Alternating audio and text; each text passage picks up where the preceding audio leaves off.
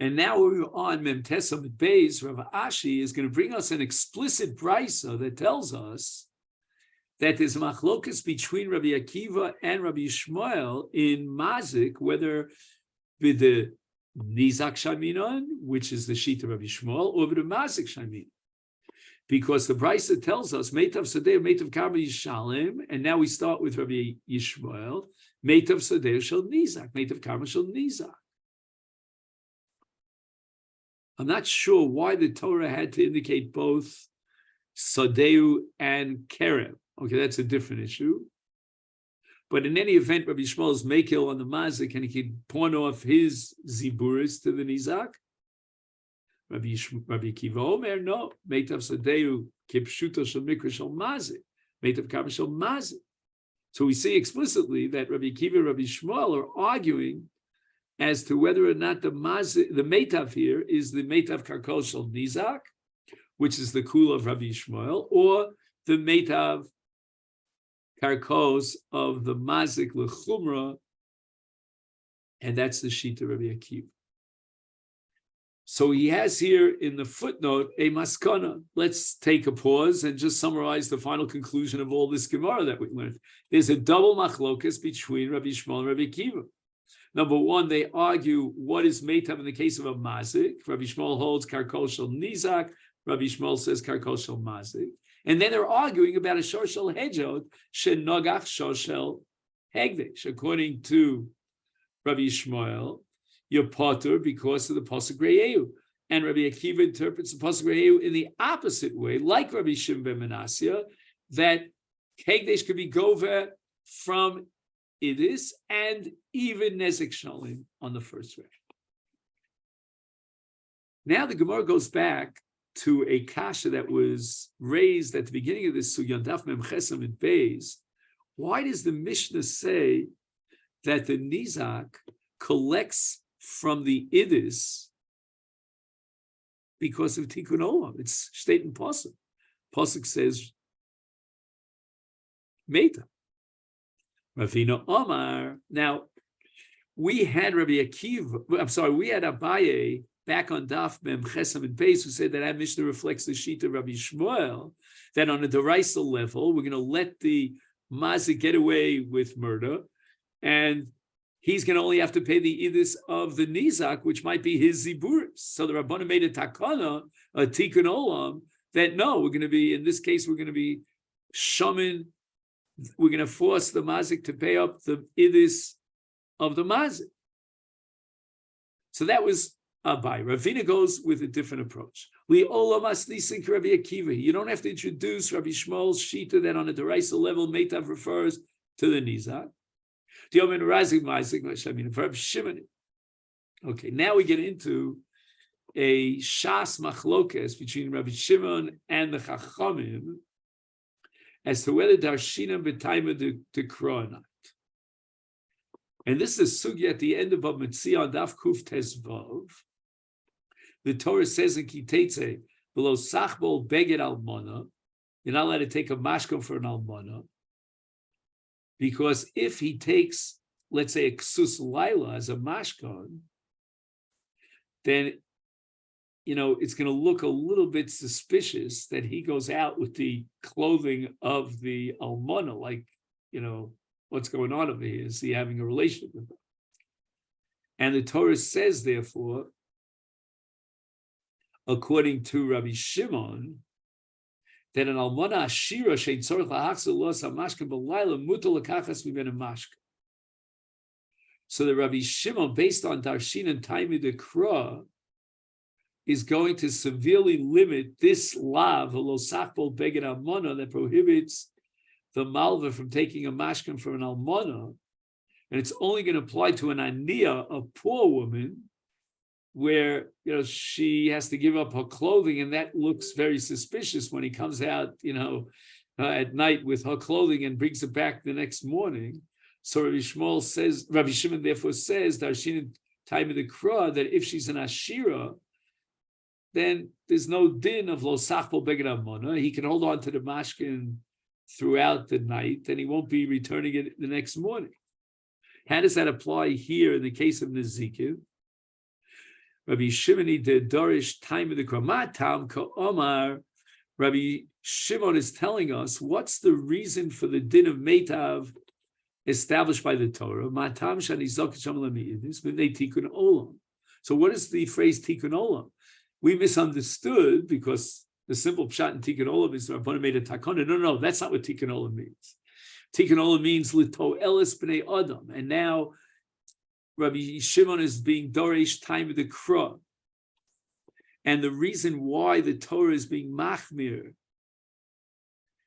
on the mazik to force him to pay meitav is because this will inhibit a person from stealing. Right, we're assuming, as we'll soon see, that stealing and causing damages are two sides of the same coin, they're the same lav. And therefore, the Torah says that we should evaluate the meitav karkos of the mazik to be machmer on him so that we can inhibit him from doing the wrong thing. Yesanyom Rabbi Shimon mipnei ma omru shehani zokin shamin lahem beidis. Why did the Torah itself establish a chumrah on the mazik that the mazik will have to pay with his idis? Or alternatively, he'll have to pay as if he was mazik the idis of the nizar. And here's where I told you before that the word gazlonim is interchangeable with mazikin. And this is based on Rav Yonah, if I'm not mistaken, at the beginning of Avos, who says that the lav of being mazik someone is derived from lo sigzol. So even though you didn't take anything for yourself, but you caused him, the nizak, to lose, and that's like stealing from the nizak. Rashi says that a chamson is someone who takes someone else's object, but he puts money on the table. He actually pays for it, but the owner of the object had no intention of selling the object.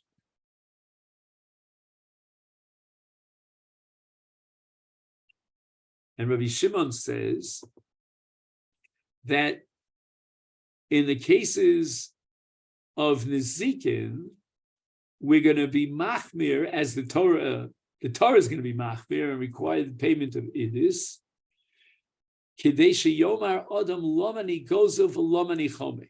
is going to inhibit gazlonim and chamsonim, because lemachar bezdin yardin l'nechasai.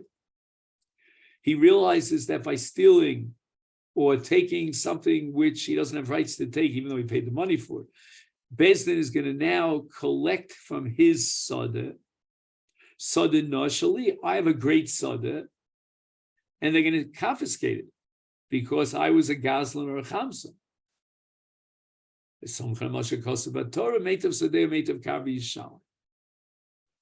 And in the cases of gzela or chamas, the halacha is going to establish that that the payment is from meitav, by virtue of the same logic that compelled the Torah to require that a mazik pay meitav. All nizak,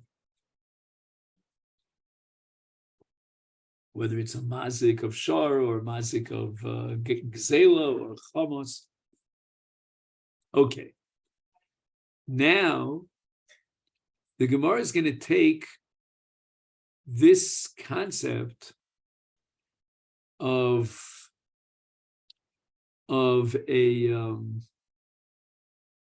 whether or not we should be machmir or mekil and try to darshan time of the crow, all that, and apply it to other cases in the Mishnah. For example, when the Torah says that a balchov, meaning a malva, collects from the karka the lova, the Gemara is going to establish later on in Daf Nun that the Torah itself allows the balchov to collect nothing more than ziburis.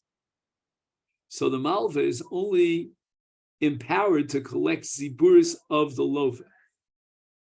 Why did the Chachamim go a step further? And they said that a Baal Chov has to pay with Beinanis, but they stopped short. In other words, the Torah says that Baal Chov collects from Ziburis and nothing better than Ziburis. The Chacham could have jacked it up and said that a Baal Chov should be, we want to encourage a person to lend money, let him collect from the Lovas Idis. No, we stopped midway with Beinanis. There was no takana of Idis. And you would say that if we want to encourage a malva, we should allow the malva to collect from Idis. And the answer is, we also have to inhibit a malva. We're used to saying shalotin delis that we have to encourage a malva to lend money, but there's also an opposite logic to inhibit the malva.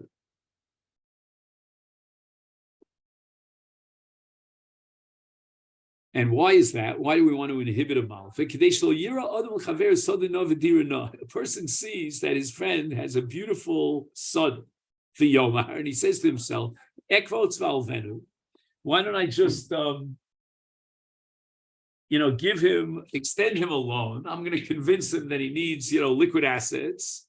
And then hopefully he won't have money to pay me back for that chov. So I'll be able to collect his beautiful son. Is the fichach amru, therefore the chacham established al chov b'beinis. So we have that middle of the road here. On the one hand, we want to jack up the ability of the malva to collect from beinis and not, as the Torah said, v'ziburs. And that's going to encourage the malva. But on the other hand, we want to sort of inhibit the malva, and therefore, instead of giving him the rights to collect idis, which will entice him to want to extend a loan just so that he can collect Yenim's idis, therefore we said he only collects Beinins. And so the Gemara asks the following: Elameata, if in truth the Chachamim are worried about the possibility that a person will extend a loan in order to collect the idis of the lova, is Yehei b'ziburis? So why don't we go all the way to the other extreme, as the Torah says that he collects from ziburis? And the Gemara answers, so now we have the other shikul, that a person's not going to lend money when there's a genuine need on the part of the lover to get money from the malva, because he's inhibited, he will only be able to collect from ziburis. So we made a takanas olam to encourage malvim to extend lovim, and we said the malva could collect from beinis. Now we go on to the case of ksubas isha. When a woman collects her ksuba from her husband or from the estate of her husband after his death, she collects from ziburis. And that's the opinion of Rabbi Yehuda, ksubas isha b'ziburis, to be Rabbi Yehuda, Rabbi Meir omer b'beinis. Rabbi Shimon, why did the Chachamim say that ksubas isha b'ziburis? He's explaining the reasoning of Rabbi Yehuda.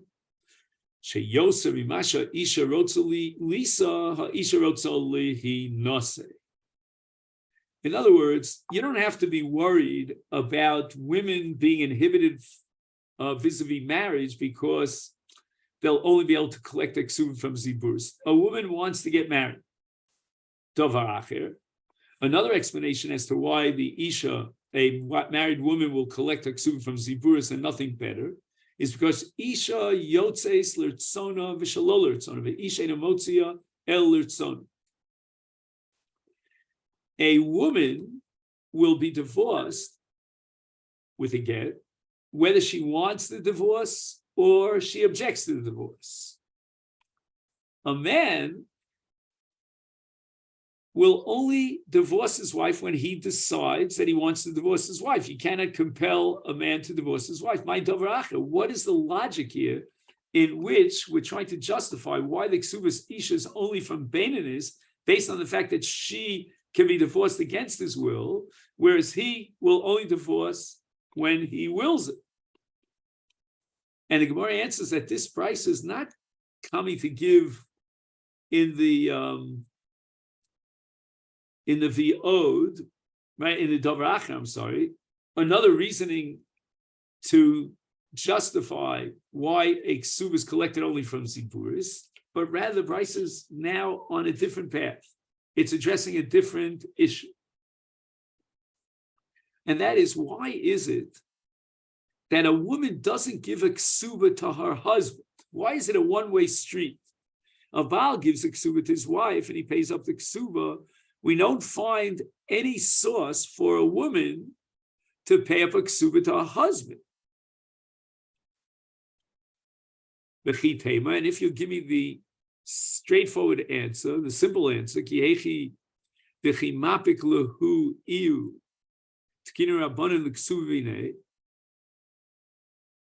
and if you're going to argue, I'm sorry, this is all part of the cash, that just like we want to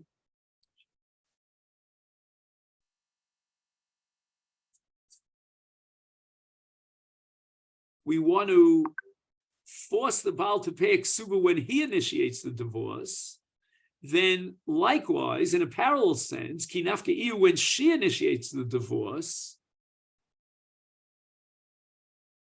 nami litkunu le rabbanan ksuba mine, let her pay a ksuba. In other words, if you're trying to inhibit the husband from divorcing his wife, when he decides to divorce his wife, and we do so, we accomplish that goal by forcing him to pay the ksuba, then what about a scenario in which she initiates the divorce? And she wants the divorce. We should inhibit her from causing her husband to divorce her, like by maknid, also by giving him, causing him anguish and pain. So l'chora, we should be misakein a chiv ksuba in the cases where she takes the initiative to inhibit her from forcing the get. So my answer is based on a brisa, Toshma. We cannot compare the husband to the wife. Isha yotzel itzonu shalol irtzonu. But ish ein, this is the davracher, the ish eino motzi el irtzonu. After the mashi legid. You could never force a man to give a get. And therefore, since he can take the initiative and decide to give his wife a get, even though she objects to it, therefore we have to inhibit him. And therefore he pays the ksuba. That was the takonis ksuba. And that takonis ksuba will apply even in a case where a husband divorces his wife because she wants the divorce. And at the end of the day, he's going to have to make the decision willingly to divorce his wife. Because even if she wants the divorce, he could always decide to be masha the get. If he decides to delay the get, if he decides to give the get now, then it must be because he had ratzon, nobody could compel him, and he decided to give the get. So in every situation, we have to impose a chiv on him to pay the ksuba, not vice versa. Now the Mishnah says ksubas isha b'ziburis, reflecting the sheet of Rabbi Yehuda. Amar Zucha Breder of Nachman lo Amaran Elami Yasme, a radical change in the understanding of our Mishnah, according to Mar Zutra's radical revolutionary chiddush. Ela liyasme aval minei day v'beinis. If the husband died and she's collecting the ksub from the Yisomim, then the Mishnah establishes she can only collect from Ziburis. So an almana will collect from Ziburis of her husband's estate. But if he is alive, let's say, for example, he's divorcing her and she's collecting a ksuba, then she has rights to collect with beinos. That's the revolution of Mar Zutra.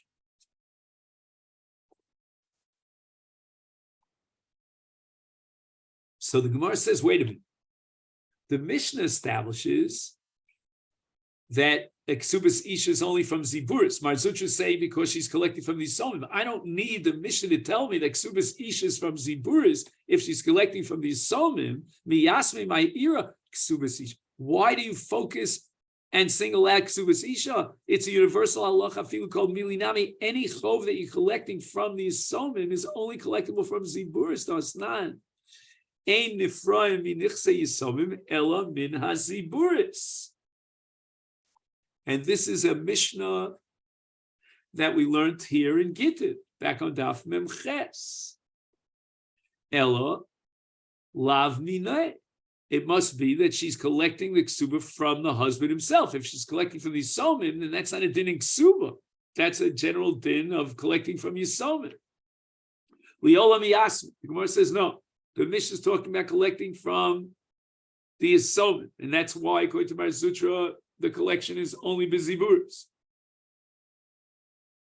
You'll ask me, why did the Mishnah have to establish a separate, unique halachic ksuba? It's part of the general halach of Einich Nifram and Nechse Yisomim, Elabim Ziburos.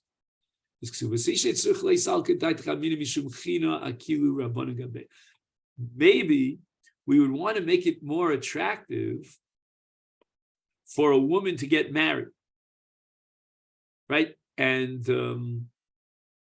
the anoshim, the men, will have to find chen the enei ha'isha, so that the woman will want to get married. So they were going to be mekil on her ksuba and allow her to collect min habenedes, and even from Yisomim.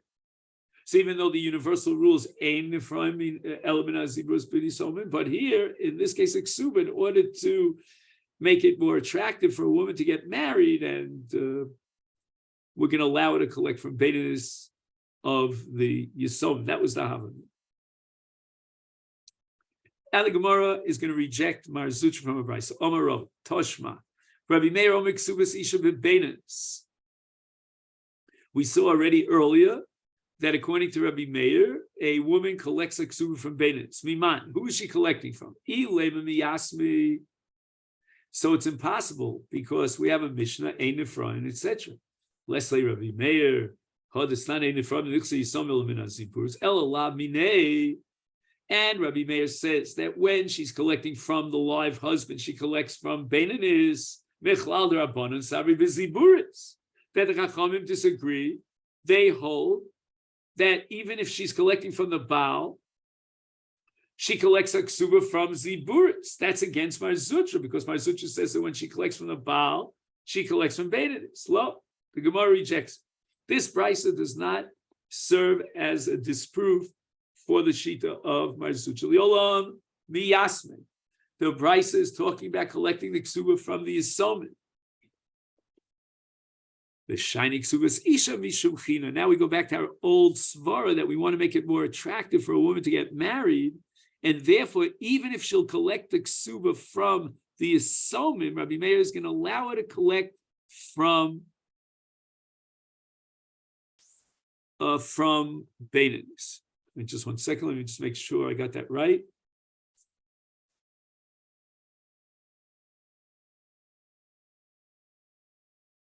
Correct. I think that's right. So the Chachamim disagree with Rabbi Meir. They hold the Ksubas Isha is collected from Yisomim min haziburis, but if it's collected, as Mar Zutra said, min habal, everybody agrees that the Ksuba is collected from benedes. Amar Abaye Toshma, I have a raya from our Mishnah against Mar Zutra. The Mishnah says that as far as collecting these three categories of chovos, Hanizok and Shomilim be'idis, Balchov, be'benis, Ksubas Isha, be'ziburis, miman, if we're talking about a case where that person who was chayiv to pay died, and now the nizak or the balchov or the ish is collecting from the Yisomim, and the Mishnah establishes that we only that in the case of ksuba we only collect from ziburis. My iri ksubas isha. The halach of collecting from ziburis applies straight across the board. Whether it's a balchov, whether it's a nizak, he can only collect if the mazik died or the lovid died. He can only collect from the ziburis of the yisomim. Afilu kol haninami. Elolav mine. We have no choice but to assume that the Mishnah is talking about a case where you collect directly from the person who's chayav, and therefore the ksuba is being collected directly from the Baal who's alive and well. And nevertheless, the Mishnah establishes that the collection of the ksuba is limited to ziburis, and it's against Mar Zutra. Now the Gemara is going to reject that proof and that upshlag of Mar Zutra.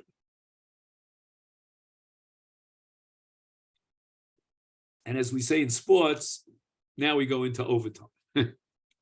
Okay. So we're going to introduce now a brisa in Masechet Baba Basra, and that brisa is on Kuf Ayin Gimel, and then we're going to go and turn the page to Kuf Ayin Dal. We're talking about the halacha of Arif. There are three categories of an Arif.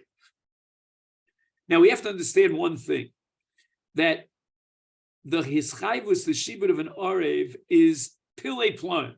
It just undermines everything we know, because the Arif made absolutely no kinyan whatsoever. And we have a principle called asmachta lo kanyan. So a person cannot be mischayev and generate shibudim and chiyuvim and dinim momentus without a kinyan. But Arif is different. And his shibud is chal just with a verbal declaration b'dibur ba'alma. And the reason for that is because he gets benefit from the fact that the malva is willing to shell out money to his buddy, the lova, based on his, meaning the Are's promise to the malva that he will guarantee the payment of the loan. And based on that, Hana, the Arif has a Gemira's das that completely circumvents the need for a king. Then the Gemara goes on to say about Basra that there are three categories of an Arif. There's an Arif Stam, there's an Arif Kablan, and then there's something called a Nosav and Nosan Biyah. An Arif Stam who says to the Malva,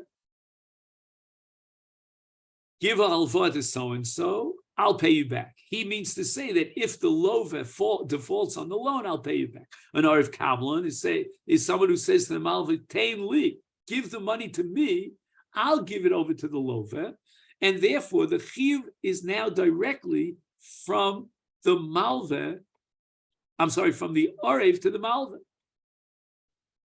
So the Malva doesn't even have to come to the lova at the beginning of the process and be tovea his payment.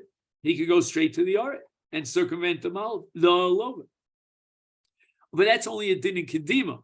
If let's say the malva decides he wants to go straight to the lova, he's allowed to do so. But now we have a third category called nosav and nosan biyad, which means the malva gave money to the lova. The malva gave money directly to the Arev, and the Arev gave the money over to the lova. That's not an Arev Kavlan. In the case of an Arev Kavlan, the money was given over to the lova, and therefore, basically, the malva has rights to either collect directly from the Arev or from the lova. But here, the malva doesn't even know the lova. He has no rights to collect from the lova. He can only collect from the Arev because the only transaction here, the only matan mos was between the malva and the Arev. That's called nosav and nosav biyah. Omar Rav Acha bar Yaakov. Our Mishnah is not talking about a case of collecting neither from the Yisomim nor from the Baal. In the case of Ksubas Isha, we're talking about a case Kigon.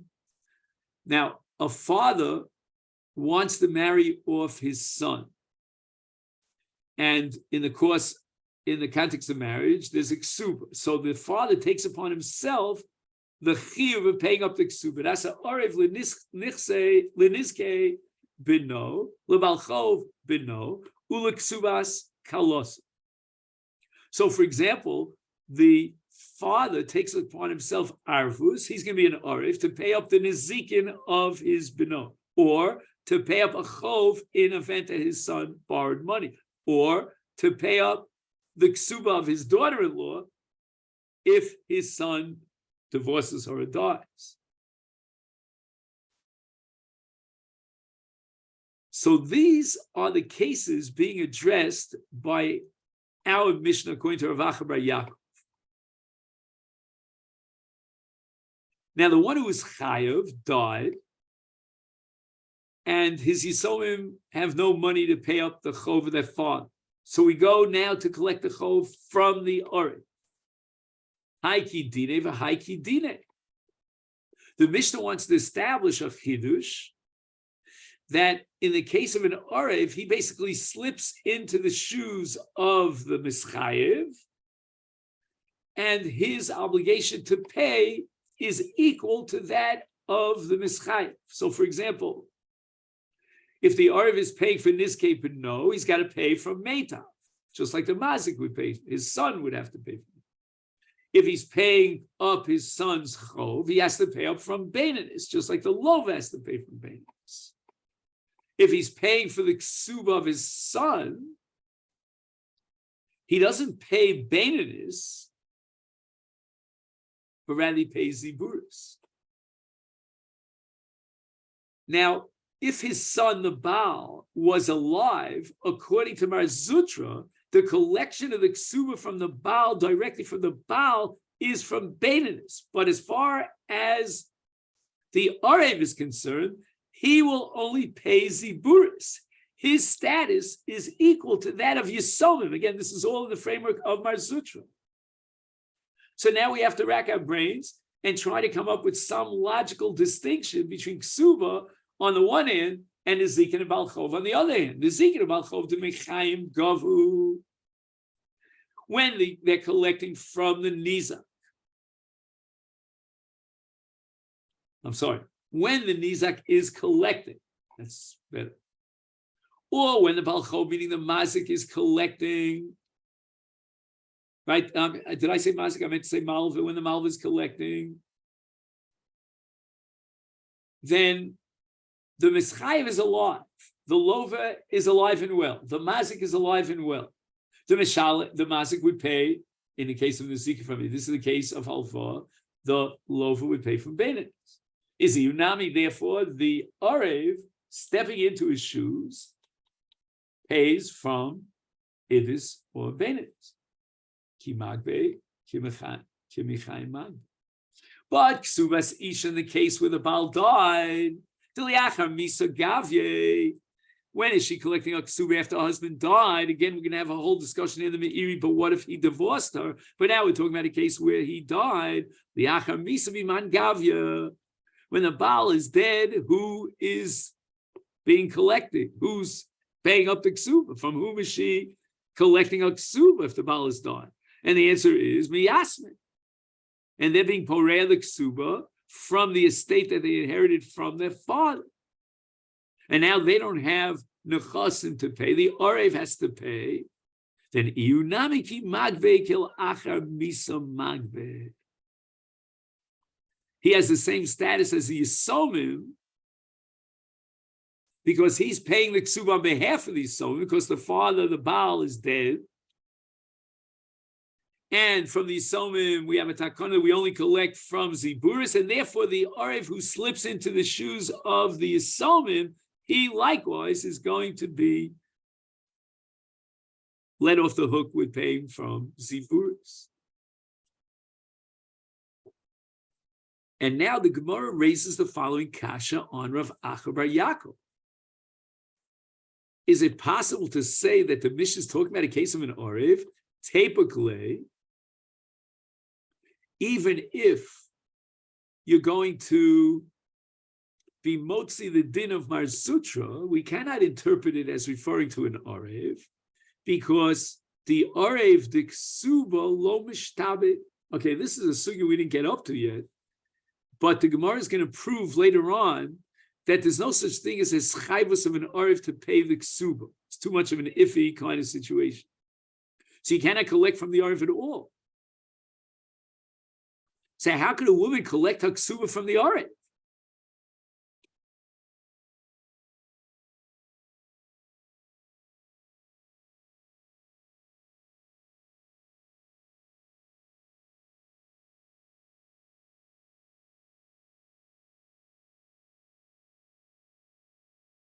Okay, but now we have to go back to the drawing board. We had three categories of an Arev. So Arev Kablan is not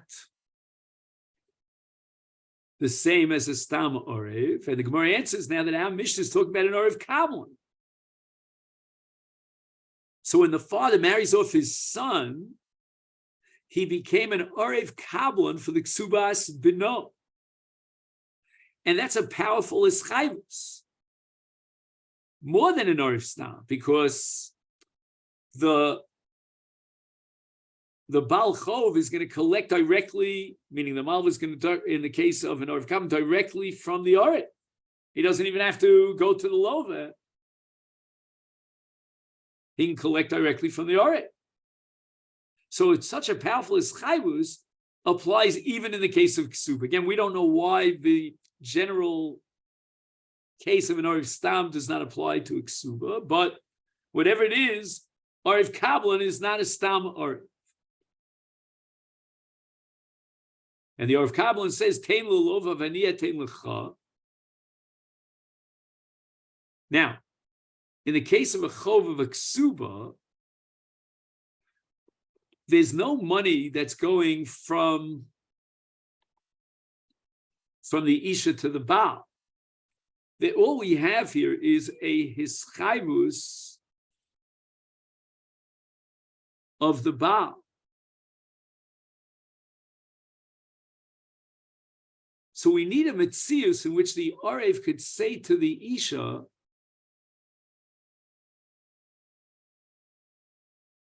Tnila Balech, extend some sort of a quote-unquote loan to your husband. And I'll pay up the loan. How is that possible? I mean, she didn't give any money to the Baal. So we're going to have to assume that we're talking about a case where the Baal gave his wife metaltalin on behalf of the collection of Haksuba. She took these metaltalin, she gave it to her father to watch in his safe.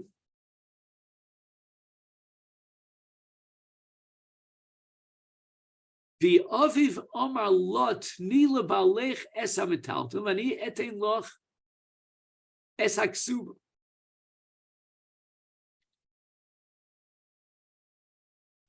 So again, the husband gave metaltalin to the Isha, and the father of the husband says, take these metaltalin and give it back to your husband, and I'm going to pay you the ksuba.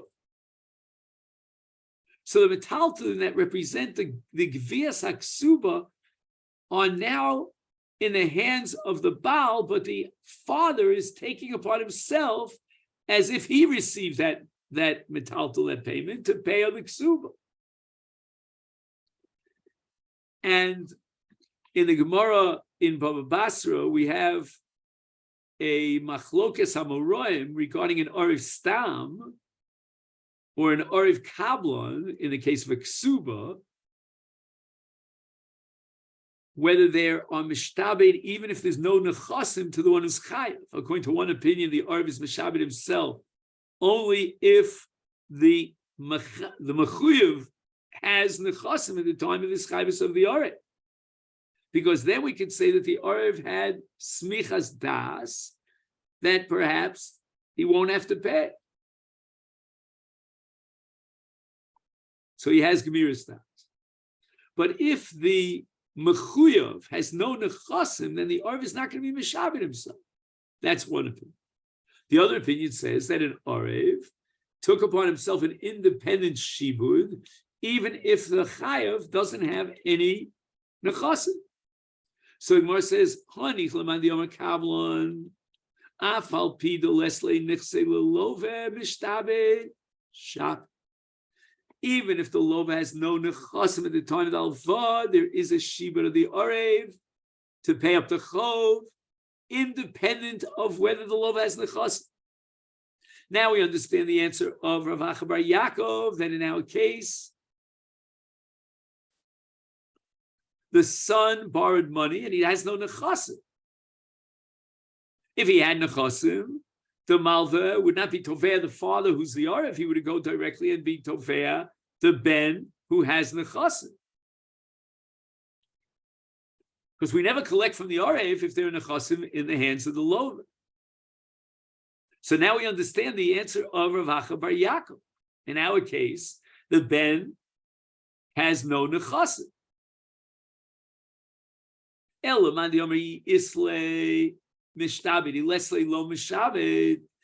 is not mishabed himself unless at the time of his shibud there were nechasim to be collected from, and therefore he had smichas das when the lova has nechasim, because Nochadaita, he doesn't have to pay up this chov. There is collectability from the Nechsei Lova. But if the Lova has no Nechasim at the time of the Alva, then the Arv is not Mishabe because he's afraid that he'll never get his money back. The Ben doesn't have Nechasim. It's Michael and Meimar. How can you tell me that the Av was Mishabe? So according to this man, the Yoma, who holds what? That Ilesle lo Mishtabed is then we don't have the answer of Rav Acha bar Yaakov.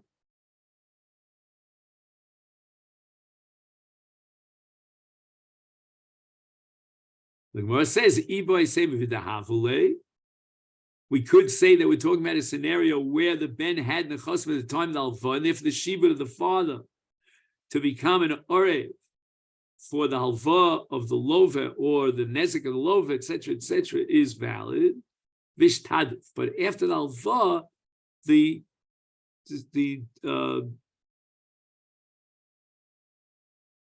property was inundated.